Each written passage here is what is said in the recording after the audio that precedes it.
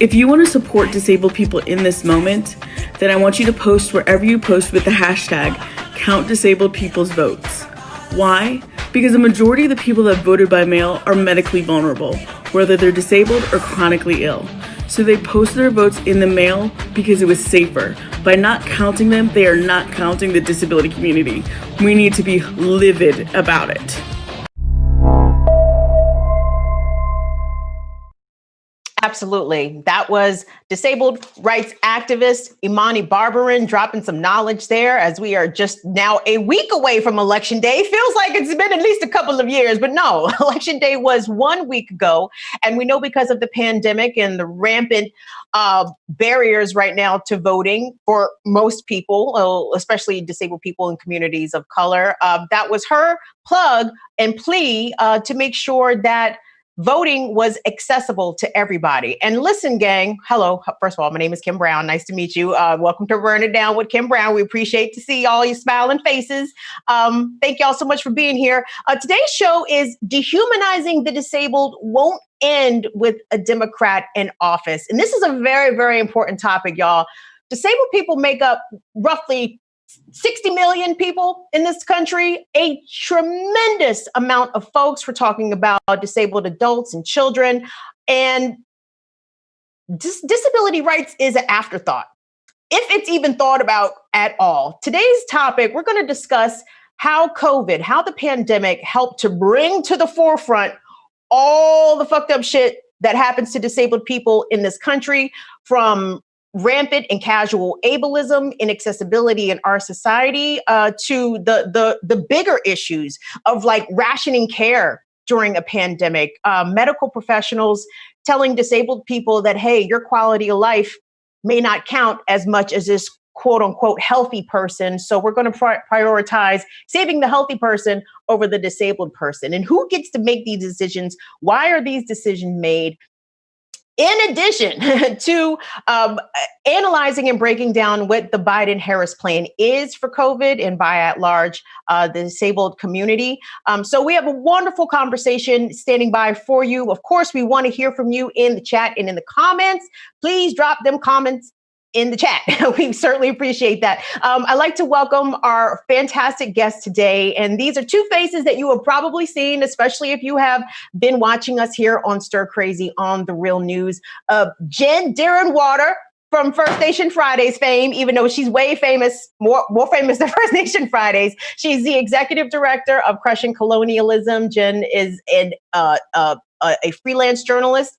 She's an Indigenous activist and a disabled rights activist as well. So we're so glad to see Jen's beautiful face on our program today. We're also joined with Justine Barron, another one of my favorite people. Justine is an independent journalist. She's covered a lot of crime stories in Baltimore City, but Justine has been recovering from COVID for these past several months, and she's what they call a COVID long hauler. She's been dealing with ongoing chronic symptoms as related to her COVID diagnosis. And this is the case with a lot of folks, y'all. We're dealing with about 10 million infections here in this country, with a ghastly number of people who have died. But I believe that number is like at 235,000 in and around there somewhere. But for all the people that recover from COVID, there are a number. When I say recover, let me rephrase that. People who survive COVID, the number of people who are still recovering from this disease and still dealing with chronic issues with their heart, lungs, kidneys. I'm hearing about COVID onset lupus, COVID onset glaucoma, and lo and behold, we may even have a vaccine. So there's a lot going on. So Jen and Justine, first of all, thank you both so much for joining me today, especially to talk about this. I really, really appreciate it. Yeah, it's great to be here with you again. It's always a good day when I get to spend it with you, Kim. I'm so glad. I'm so glad. Justine, don't you want to say hi to me? I do. Something happened with my screen where I can't see you, but you guys could see me, right? Let me pull your face back up. I was looking at my document. Right. I can see you. Yes, I can totally see you. Yes, there you go. Okay, yeah. I'm not seeing y'all, but I'm here and I am recovering from COVID. And I also just wanted to add that I'm also a disabled person. So I have a pre-existing disability. So I'm a double winner. And listen, and there's a lot of folks out there who are, this year has taken a lot away from a lot of people, and people who have pre-existing conditions have been like walking on pins and needles literally like all year, trying to duck COVID as best as they can, trying to make sure that they minimize their potential exposure, which has meant a lot of social isolation, self-isolation, which is another part of the discussion we could get into about how mental health plays a part in this discussion. But I wanted to begin, if I could, with the Biden-Harris plan for attacking COVID. And we know that, Trump fucked this up big time, right? So Joe Biden is now the president-elect. He and Kamala Harris have released their plan for dealing with COVID. Can we pop that up if we could here, Dwayne? Because, oh yes, there we go. It looks pretty interesting. I mean, by interesting, I mean probably not going far enough, but the very least bottom line thing we can expect from a Biden-Harris administration is there at the top. The first bulleted point is listen to science. And I know that sounds like a huge deal given the dumb assery that we have just been exposed to for these past 4 years with Donald Trump and his minions. So listen to science. That's a good sign, a good first step. It also goes on to say, ensure public health decisions are informed by public health professionals. Okay, common sense, promotes trust, transparency, common purpose, and accountability in our government, blah, blah, blah, blah, blah. The big news, I guess, coming out of the Biden-Harris plan has to do with the mask mandate, something that Joe Biden has throughout the campaign said that he stands in support of, and that he's going to work with the governors to help implement a mask mandate as we move ahead into the winter months. But, I want to start with Justine. Actually, I'm going to start with you because you are recovering from COVID. If you don't mind, could you share with us your experience with contracting the virus and what that was like to what your recovery process has been and is still ongoing? Yeah, I was very locked down. I hadn't left the house in 7 weeks. I lived by myself. And I went to a doctor to try a new medication, which is an injection. It would have been my second injection. It's one of these migraine injections. And that was it. That was my only contact. And I started to get really sick afterwards. And so the doctors told me, well, there's no COVID in our office. I went to the waiting room and a woman injected me. That nobody else was there.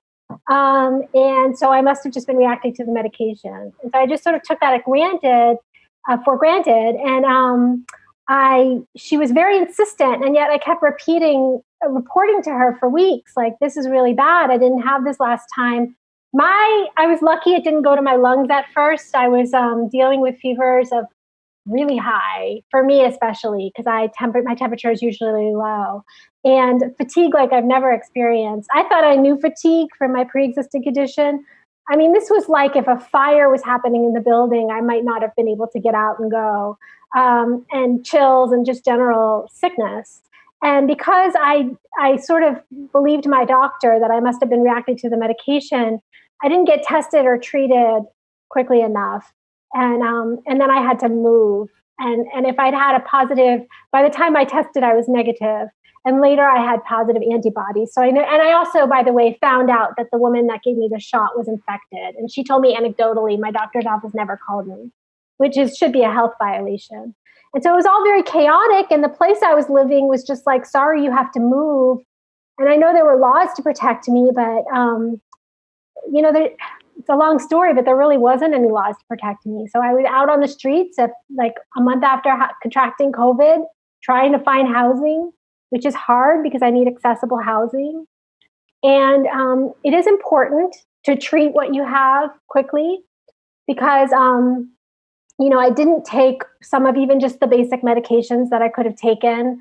And I think it's important to be your own doctor in this and recognize that you're experiencing something weird. And then the long haul part of it was that after a couple of months, I seemed to recover. I did a little activity and it seemed gone. And so I started to exercise, which for me are these long walks on the beach, so on the sand, and it's a lot of exertion. And then I relapsed, and that's how the long haul COVID works, is that you have these relapses. And I just have been treating it mostly through Chinese medicine, a lot of reading, and my pre-existing condition is a mast cell disease, and it kind of overlaps with COVID a lot. So a lot of the treatments for my pre-existing condition overlap with COVID. And so I read a lot of patient accounts online, and I learn more from them than from any doctors. I went to an immunologist, and I said, I've had a fever over 100 most days for the last 4 months. And they were just like, yeah, we can't help you. And they were like, you could see this endocrinologist, you could see this doctor, you could see this doctor. And I was like, I've done this for 10 years in my pre-existing condition. I'm not going to be bounced around 100 specialties. But this is what I'm seeing in my patient communities, is that the doctors are just completely lost. This is an immunologist who doesn't know how to treat 5 months of a fever over 100. So I have learned from other patients that rest is incredibly important, and I am fortunate that I don't have to be at work or tend to children, and that is how I've made this second round of recovery, and I'm doing pretty good now. But I just really feel bad because I know that how I have recovered is just not systemically possible for most people that contract COVID. Nobody's getting paid to stay home and rest. And even my housing situation, that, it shouldn't have been that way for me or for the others out in the world. I should have been taken care of, So it's been a while. It's been a ride. I feel like I've been extremely well prepared for it because I was chronically ill for 10 years. So a lot of us I'm not emotionally thrown by any of this, and I'm not traumatized by suddenly being disabled. But that is the majority of what I'm seeing from other patients.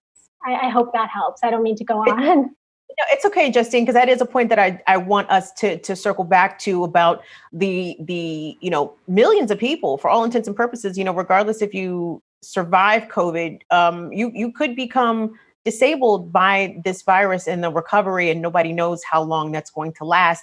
Jen, I wanted to give you an opportunity to share your experience as a chronically disabled person, as a woman of color.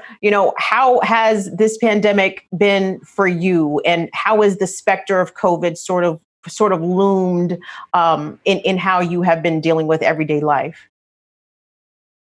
Oh, wow. So some of the things about, COVID and the pandemic and things didn't change my life too much. Like, I work from home, and with the exception of traveling, which I'm obviously not doing that right now, I'm typically at home. I have a home health aide. If she's not with me, then I'm usually here with my cat. So I'm pretty good being on my own. I'm a single child, grew up in rural areas. So being alone is okay for me. So thankfully that hasn't changed much. Even if businesses were open, because of a lot of my health problems and just disability access, I don't go out and, do the things I used to do when I was younger, like going out for dinner or for drinks with friends and such.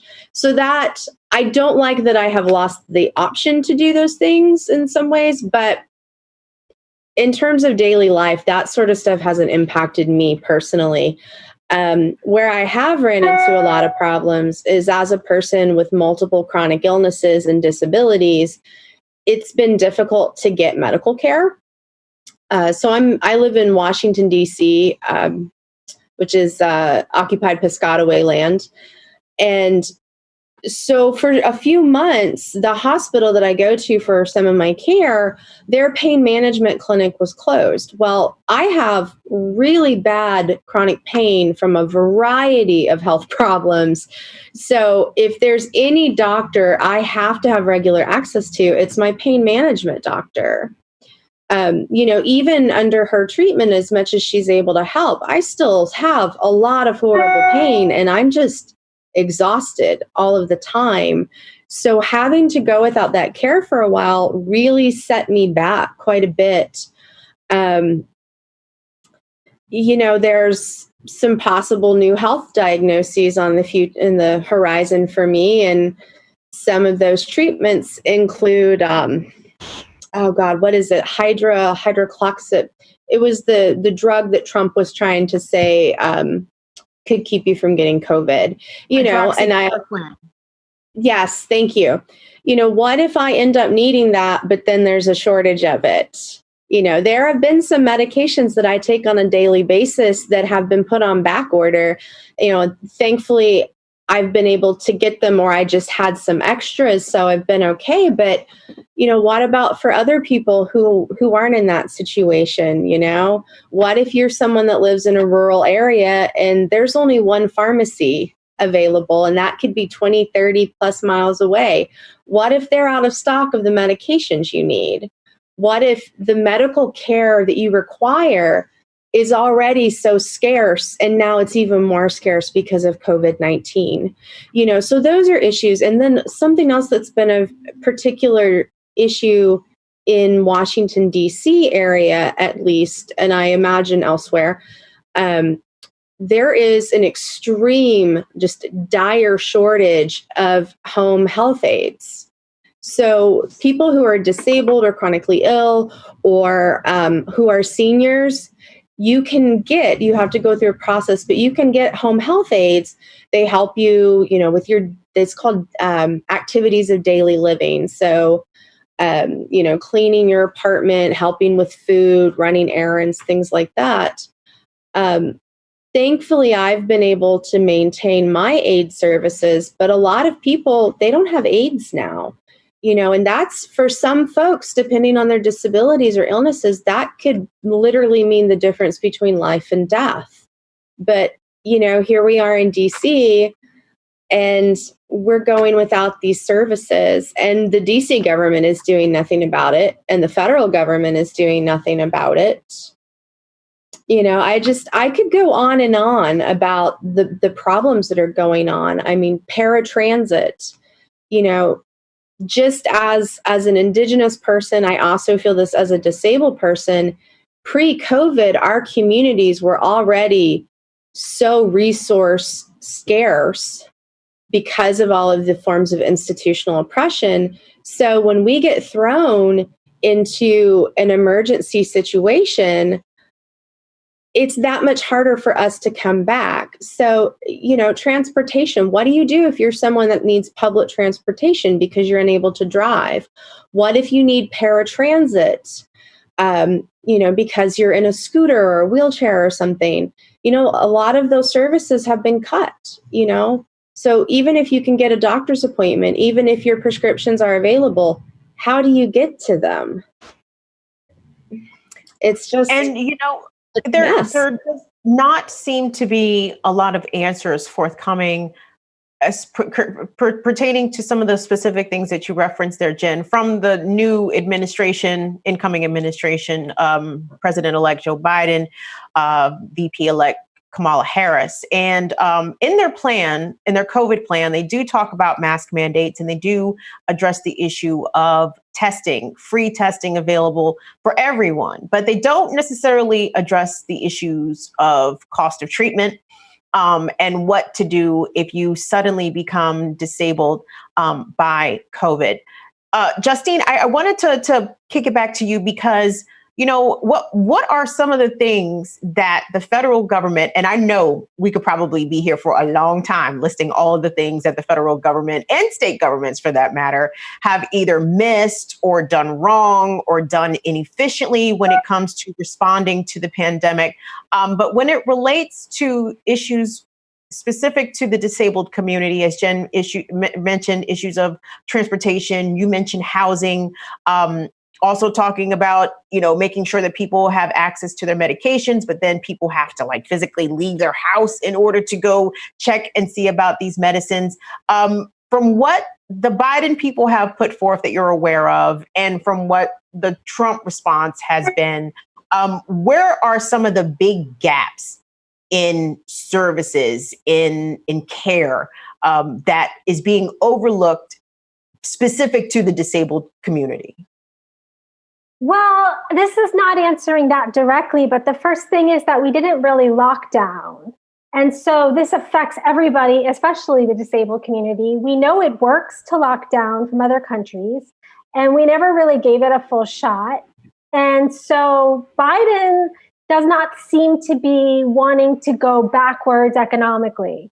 And so when you say what was missing from the federal or state side in terms of the disability community, it would have been preventing this pandemic from hitting us by locking down the economy and paying pandemic payments so people could stay home, which was very successful in Canada, for one. In terms of the rest of what you're talking about, the thing is that the pre-existing disabled community have been an afterthought in all of this. And so in a way, we are lucky that some attention is being put towards research. For instance, the long-term effects of a virus. There are millions of people who have been saying for decades that they caught Lyme disease, it wasn't treated in time, and they are now disabled. And the response from the medical community has been anywhere from maybe, I'm not sure I believe you, to you sound psychologically disturbed. And now COVID is proving to have long-term results on so many hundreds of thousands of people that this other community now, so there may be some advantages to what's happening with COVID that will affect the rest of the disabled community in terms of like chronic fatigue syndrome, which is something that I never really experienced, didn't understand, and now I understand what it is to not be able to stop sleeping all day.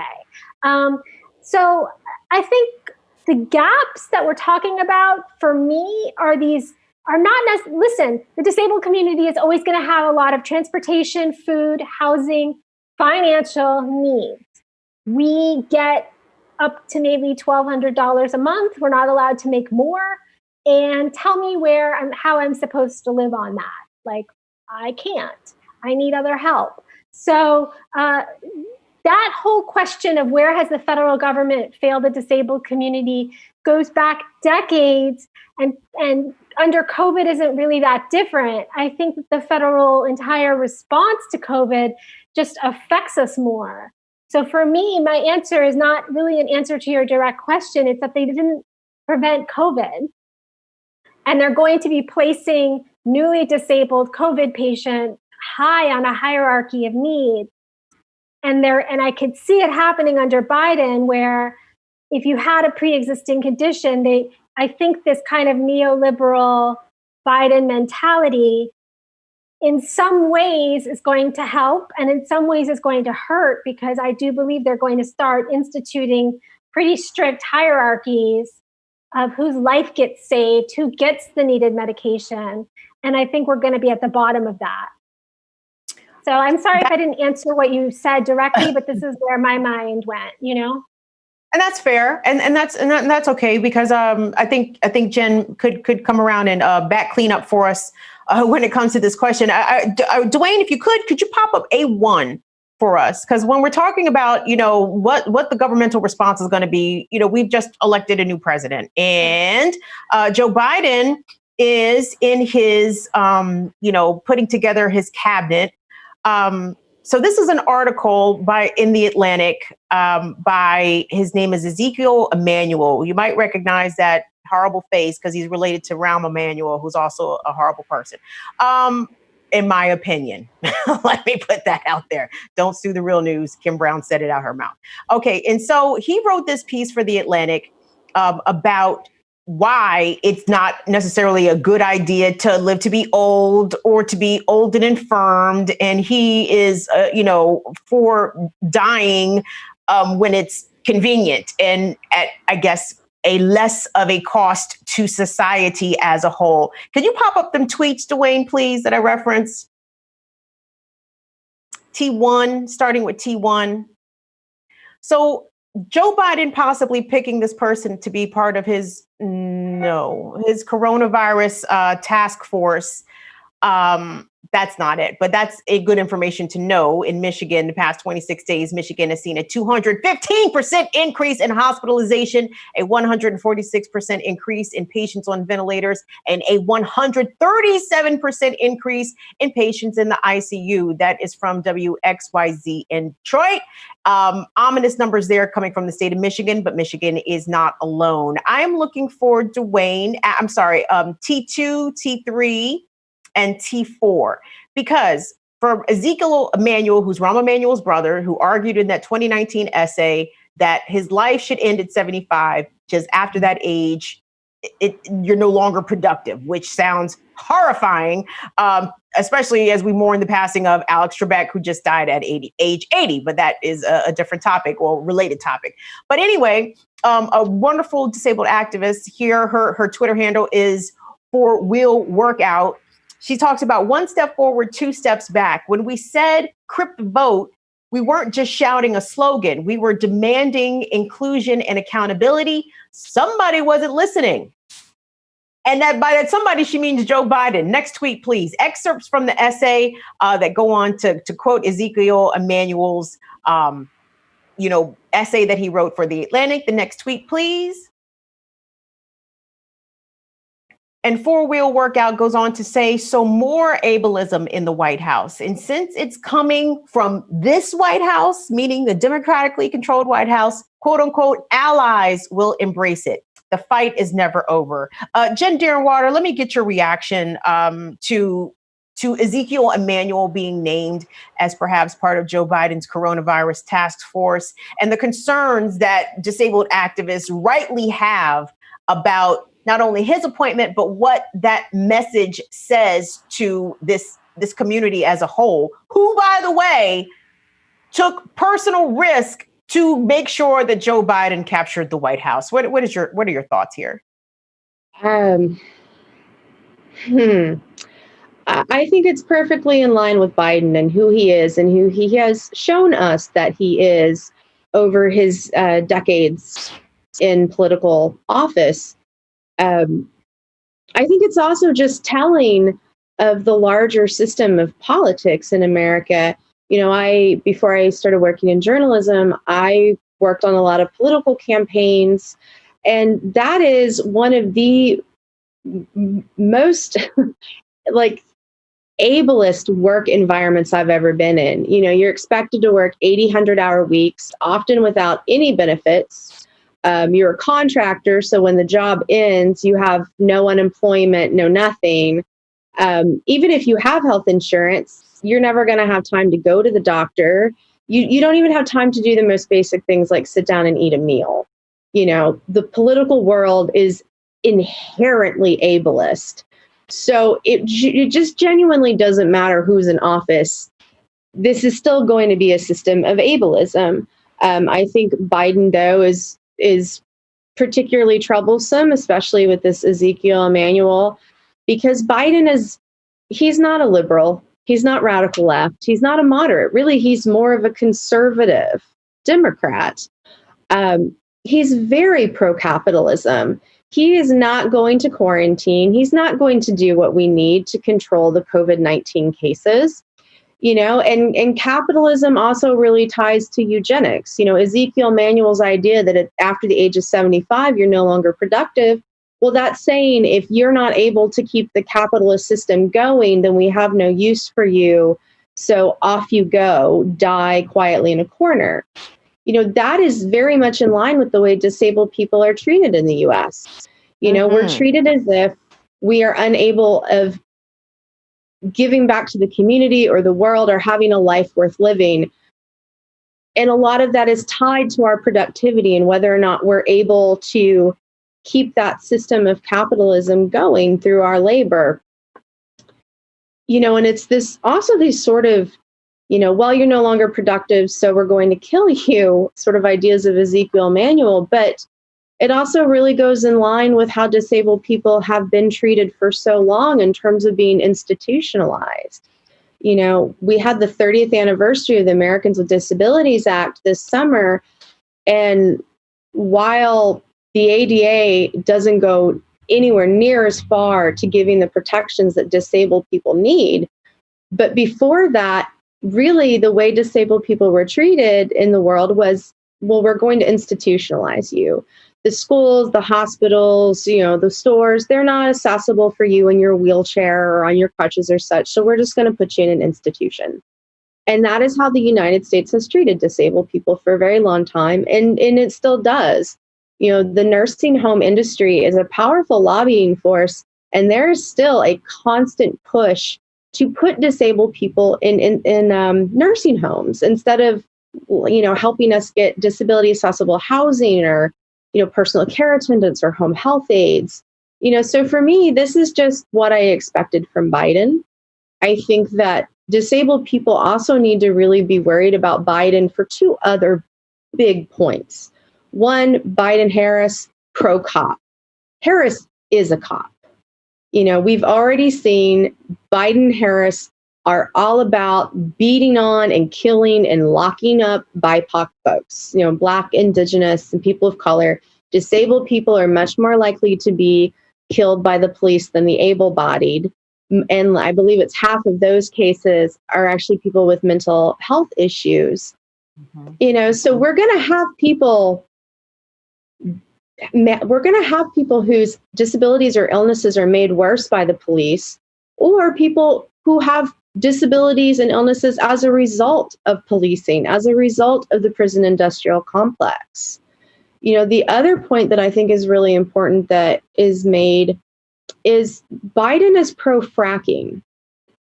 And, we're in such a dire state with global climate chaos right now, and we're seeing it. We've had, I believe, 12 hurricanes make landfall. We had the world's largest typhoon hit the Philippines. We've got constant fires everywhere, droughts. People are now becoming climate refugees. We can't have people in power who think fracking is something that should still occur. We're seeing all of these storms and flooding and fires leaving people without their homes. Well, here we are in the middle of a pandemic.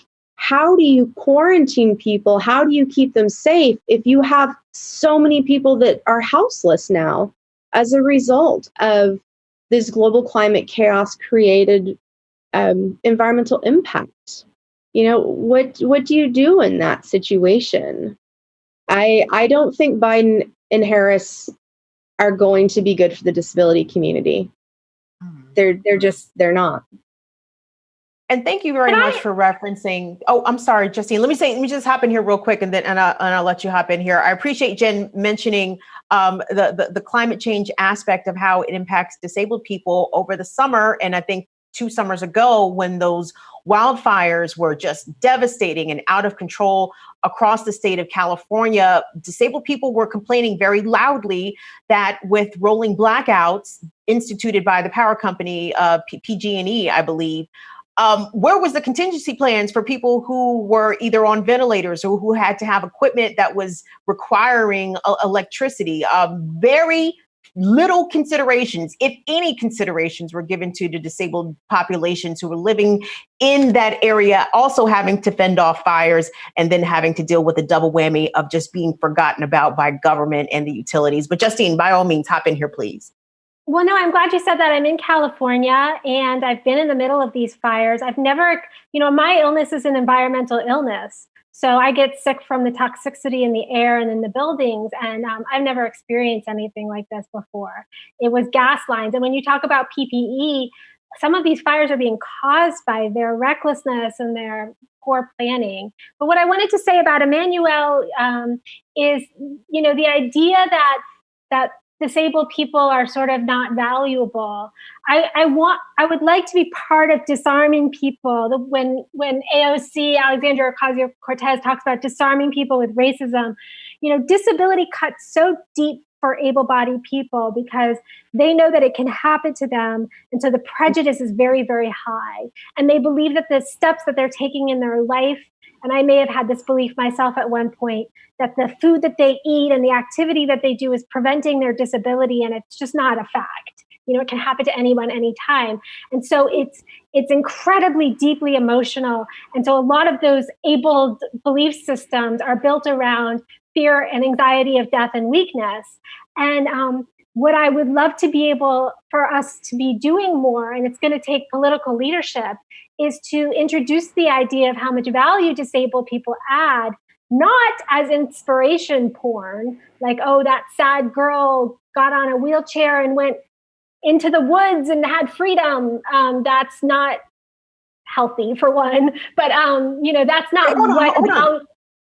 Justine, yeah. I want you to talk about that, because a lot of people are not familiar with that whole concept, and at least the impact that it has on the disabled community. So, for example, I was watching the Today Show this morning, and they had a whole segment about this young man who had Down syndrome, but he completed an Ironman triathlon. He swam, biked, and what's the other? Oh, ran a marathon. And apparently he was the first young man with Down syndrome in order to do that. And we see these kinds of stories a lot, especially coming from the mainstream media. Right. Why are these stories harmful, more harm than good in some cases? Well, because they're saying we cheer you on if you can look more like what we do. If you can achieve what we do, then we will applaud you. But if it is an enormous effort to get out of bed one day and feed yourself, then you are an embarrassment. Basically, that's how people look at disabled people. I was healthy and climbed mountains, and nobody should cheer me for that. But there have been days where it's been a victory for me to do the basics. And there's no applause for that and recognition for that. So it's not helpful, because most of us can't look like that or do that. And also, what I wanted to say was, our value exists outside of your ideas of value. Like, we're not valuable because we run a marathon or show up for work every day.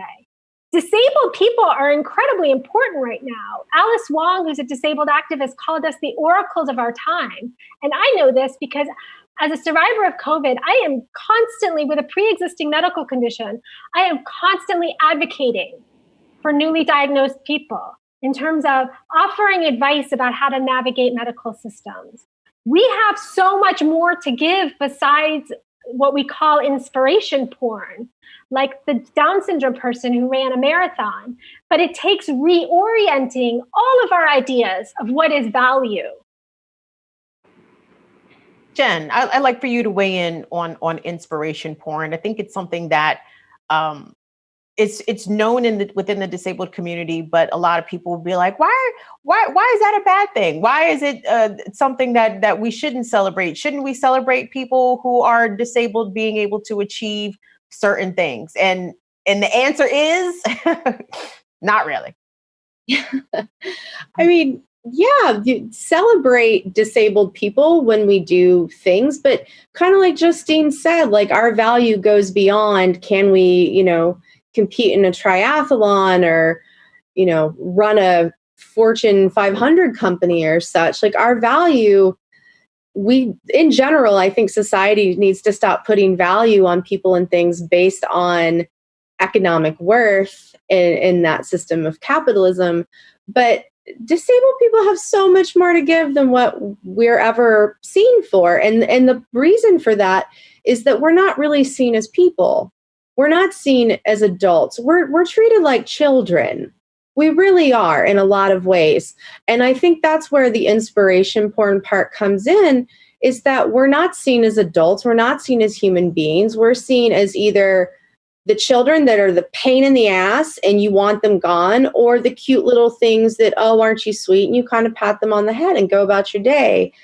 It's just this idea that our lives as deaf or disabled people or chronically ill people are just so worthless that, oh, look, this poor little wretched soul just achieved, X thing. So, wow, that makes me feel better about my life. Right.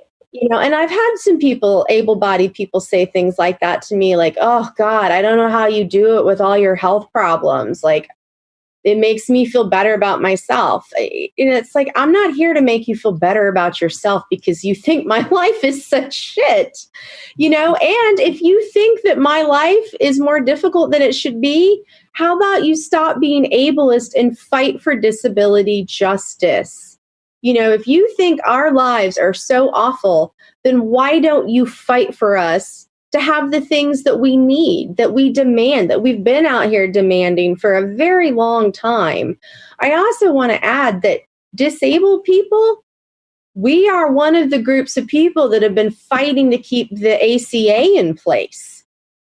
We're a lot of the people that are going into the Capitol building and getting dragged out of senators and representatives' offices because we know the ACA must stay in place.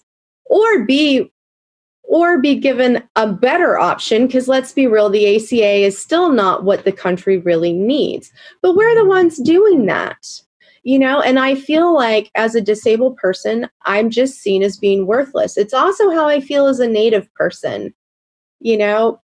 While I am not a Biden-Harris fan, 97% of people from the Navajo Nation they voted for Biden and Harris.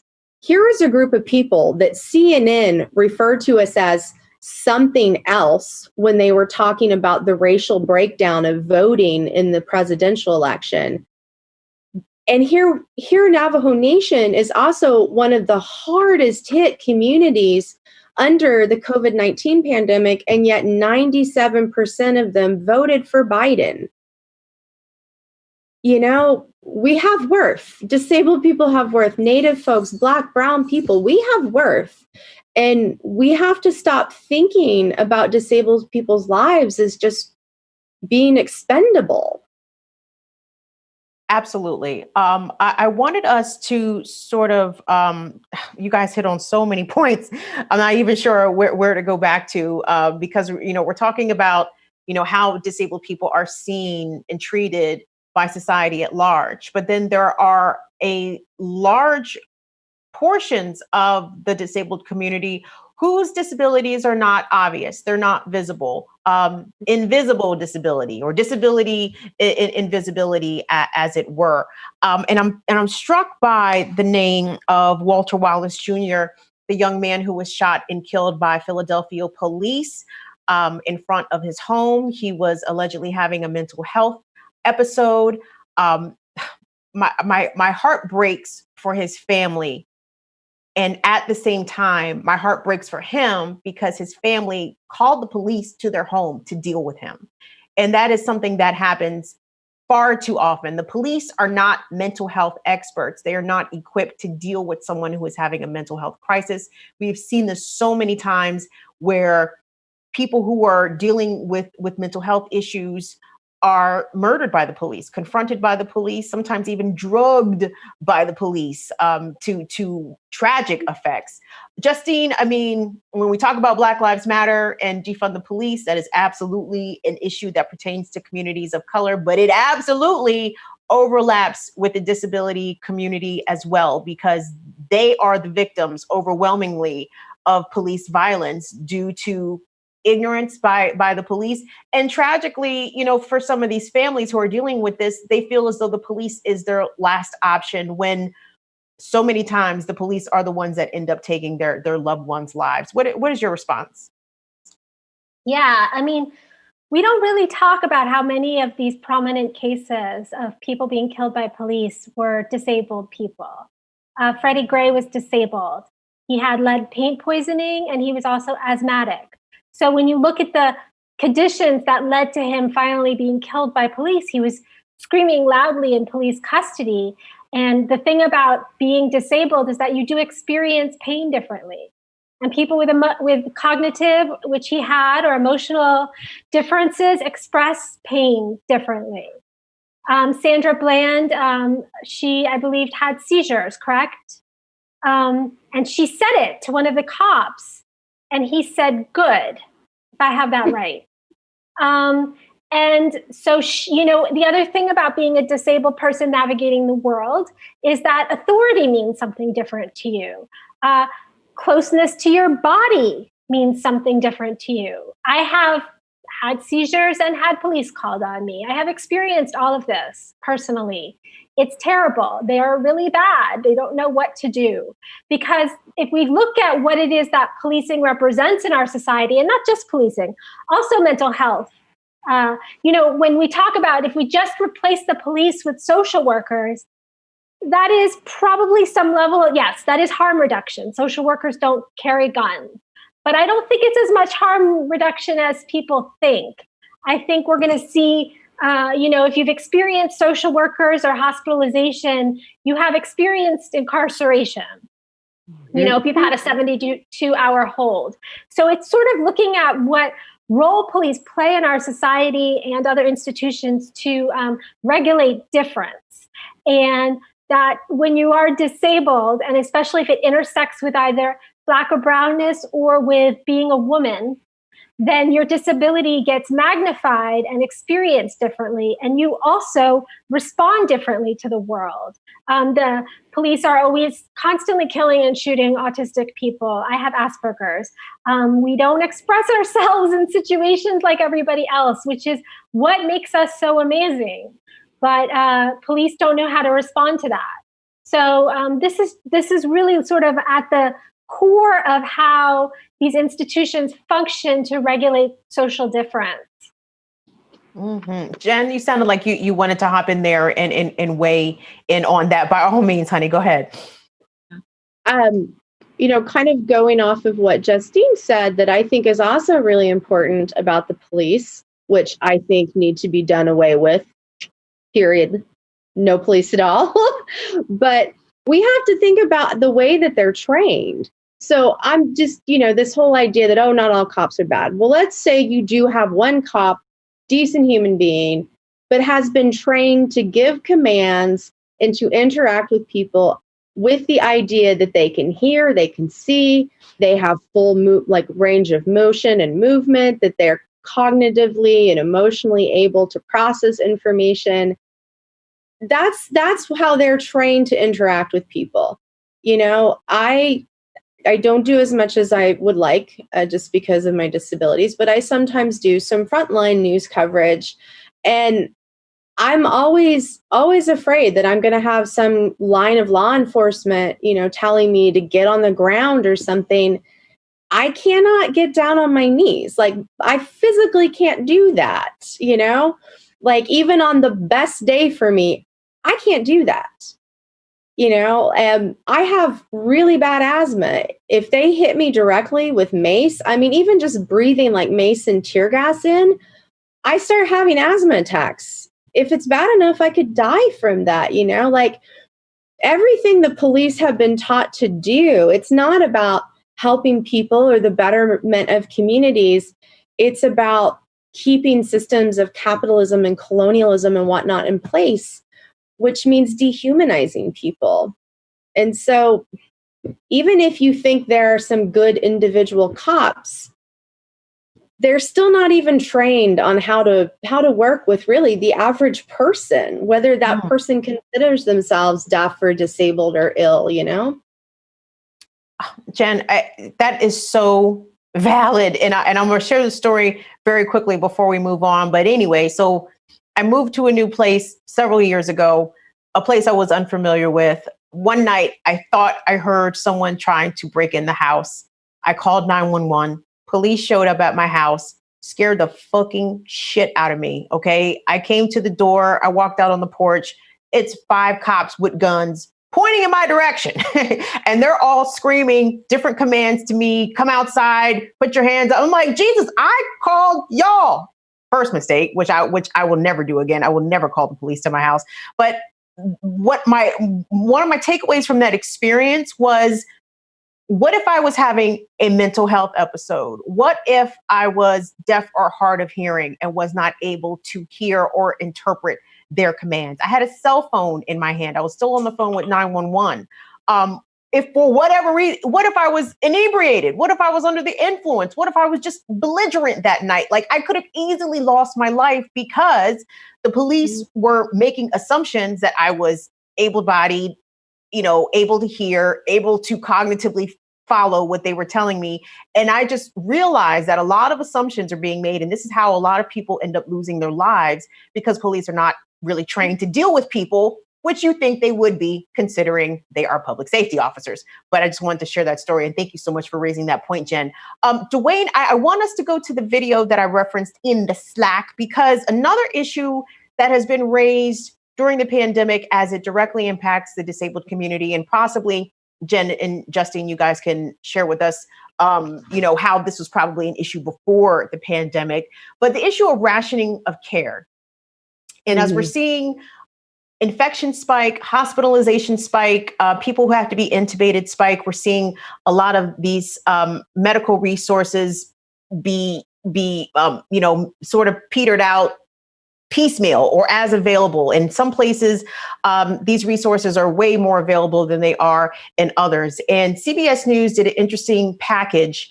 I think this was just a couple of weeks ago. So Dwayne, if we could check out that package about how care is being rationed in this pandemic and how it could infect disabled people first and foremostly. The situation in Utah's hospitals is increasingly dire. Experts are warning that doctors may soon need to confront the unthinkable: rationing healthcare as beds fill up and staff are stretched thin. Dr. Eddie Stenium is an infectious disease physician there.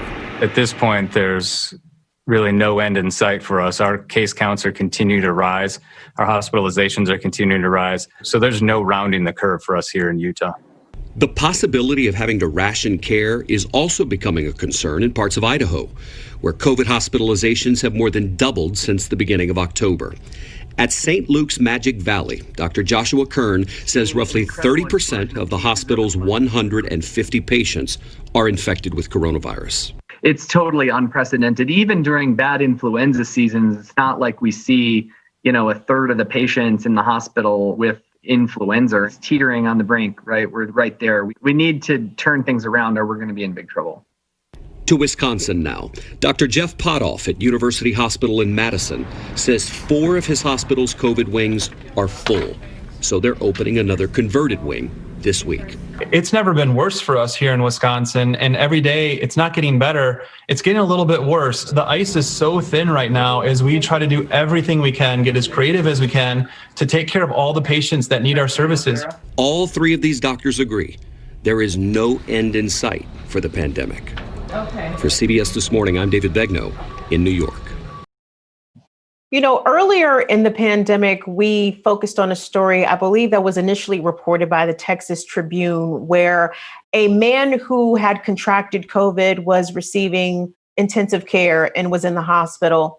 And his wife decided to run video on her encounters with the doctors, who were trying to insist to her that he be taken off of life support or taking off the ventilator because he was a quadruple amputee. But this person was also a family man. He was a husband. He was a father. And not saying that because he held those titles also that made his life more valuable.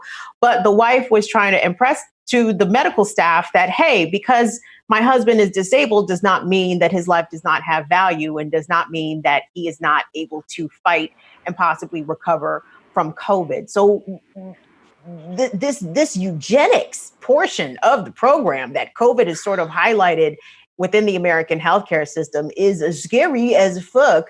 I can't remember who I need to lead off with because you both are coming with the heat and with the flame. Jen, I'm gonna go to you because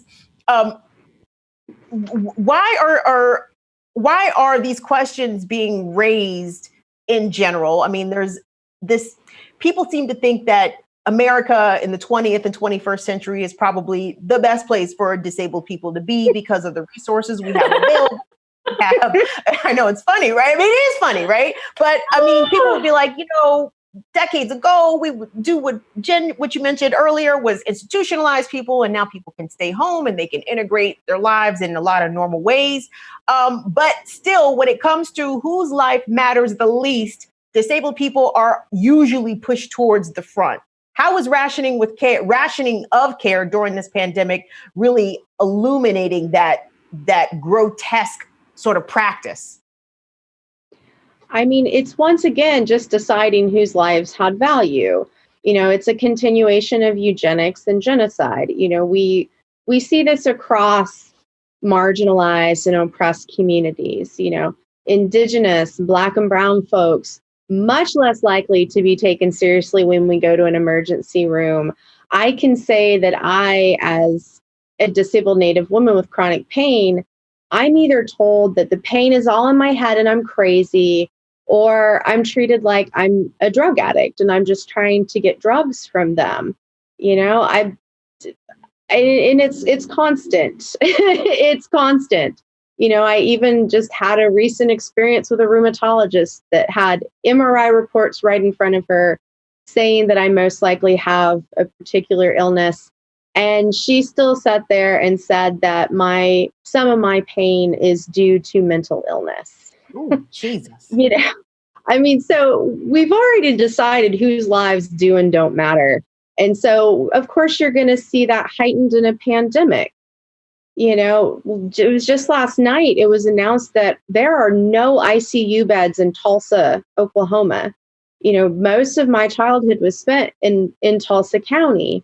Oklahoma is a fairly rural state. We only have 2 large cities. It's Tulsa and Oklahoma City.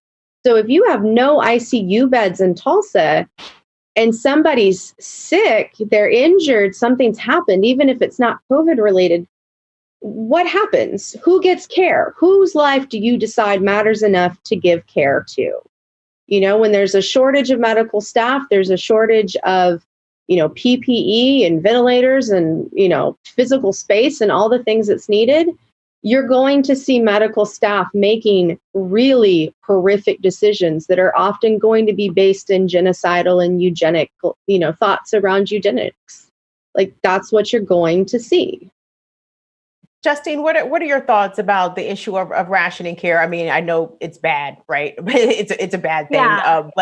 But how it's being put into practice with the pandemic spiking yet again, hospital beds, the availability of those ever shrinking, and yet, disabled people. And then, as Jen mentioned, like, how does the sexism and the racism also compound onto the ableism? You know what I mean? Like, the 3 of us are unmarried, childless folks. Like, I can totally see a doctor be like, oh, well, they don't have a partner, or, they're not a mom. Fuck them. Yeah. Let's send them out to dry. Yeah. What are your thoughts here, Justine? Well, doctors are really, I have a lot of years of experience, and my mother was ill too. Doctors really have some of the worst bias of any profession, and that has to do with their, with science training in our culture, the medical training, and then just sort of the privilege handed to them, and then the fact that they're around people in distress all the time. And so, most people who've had an elderly parent have stories about the doctor saying, maybe you should pack it in now. A doctor told my mom that 10 years before she died. There was no reason she had to go into convalescence. She had cancer and wasn't dying, and most of her organs were working, and she was walking around. So it was really bizarre. And I've heard it too, being relatively young, and you'll probably never walk again, be cool with it. And that's just their thinking. And so we have to match that with policy. And if there's rationing of care that has to happen, it has to happen. We have that already with donor lists, but what we need are disabled people, who are involved in creating the policies to decide how care gets rationed, and to make sure that doctor bias is not included in that at all. Ideally with donor lists, it's first come, first serve. If somebody is really near the end of their life and that is somehow measurable, then that's a different story. But for the most part, we need to find ways to ration care. Well, first of all, lock down the damn country. Let's stop the pandemic. And then get more care, get more beds. But then if you do have to ration it, it needs to be done in a way that is without ableism, sexism, racism, etc. Guys, I want to read the comments real quick, and then I'm going to hit you with one last topic, get your reaction, and then we're going to say goodnight. Shades, hi, Elena. Shade says, living in a capitalist society makes ableism even worse. If you're not, quote, productive, you're worthless, as if we don't inherently have value for just existing. Elena, you are the most valuable player in your whole family. I love you so much. Red Sea Socialist says the federal government doesn't care about the vulnerable communities because it's not profitable. Yeah, y'all. I mean, again, when you think about, all this, the way that disabled people, elderly people are treated in the 20th, 21st century, 19th century. I mean, this is all recent shit. Like, of course, in human history, we were kind of better to each other. Johnny J, we love Johnny J. Johnny J says, and Native communities have lost so many to the virus. The actions taken are not overreactions. They are not enough. Thank you so much for watching, Johnny J. Lastly, Justine and Jen. There is allegedly a vaccine on the horizon. Pfizer has released news that their vaccine trial is apparently going swimmingly. They expect that this vaccine that they have promised perhaps could offer as much as 90% effectiveness protection against coronavirus. I was talking to Justine earlier and I said, "Oh, Justine, isn't that great? They have a vaccine for the coronavirus." And she goes, "Well, which strain?" And I go, "I don't know which strain." which strain? Most people are hearing the news about a vaccine potentially offering some promise here and perhaps being available within the coming weeks, but it's not necessarily great news because there's a lot we still don't know. Justine, what are your concerns? My concern is with a culture obsessed with cures and magic bullets, and these kind of I don't know if there's going to be a virus that cures us. I am dubious. We also have profit incentive. Every illness that I have, there's some promised cure all the time that turns out to cause as many problems for me as it does, help me.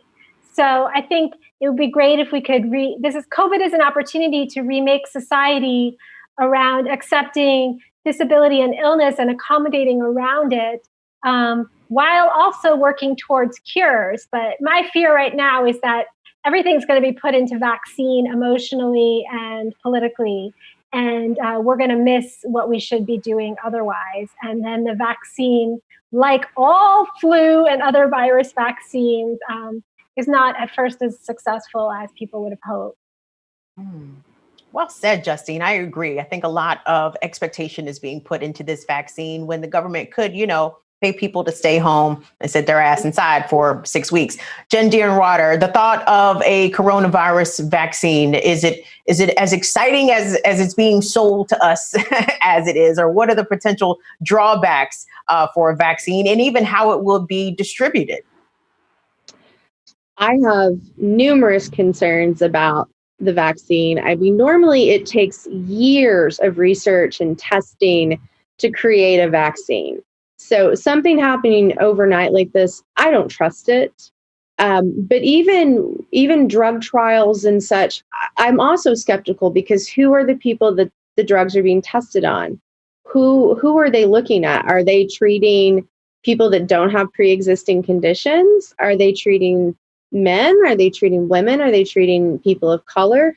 Who is it that they're taking into account when they're creating medications and vaccines and such? Are you thinking about the societal and environmental factors that can also play a role in someone's health? I just am very skeptical in general of some of these things. I'm not an anti-vaxxer though, so please don't think that I am. I'm not an anti-vaxxer. I'm just very skeptical of this particular vaccine. And also, as it was said, like viruses mutate. COVID-19 has already mutated. Even if we have a vaccine, it's, I don't feel like it's going to necessarily protect everyone. As we know with some vaccines, not everyone can get the vaccines. I some time back did the Hep A and Hep B vaccines, and I had to do the Hep B vaccine a second time because my body didn't take the antibodies the first time. Not everyone can get vaccines, and I have a lot of concerns with it. And then even if it is, we'll say the best vaccine possible, who gets to access it? Is it going to be mostly for the wealthy? And if we say, oh, insurance will pay for it, well, does that also include Medicare? Does that include Medicaid? you know? Does that include the Indian Health Services and the urban Indian Health Services that are under IHS? Like, I'm skeptical. Justifiably so. 100%.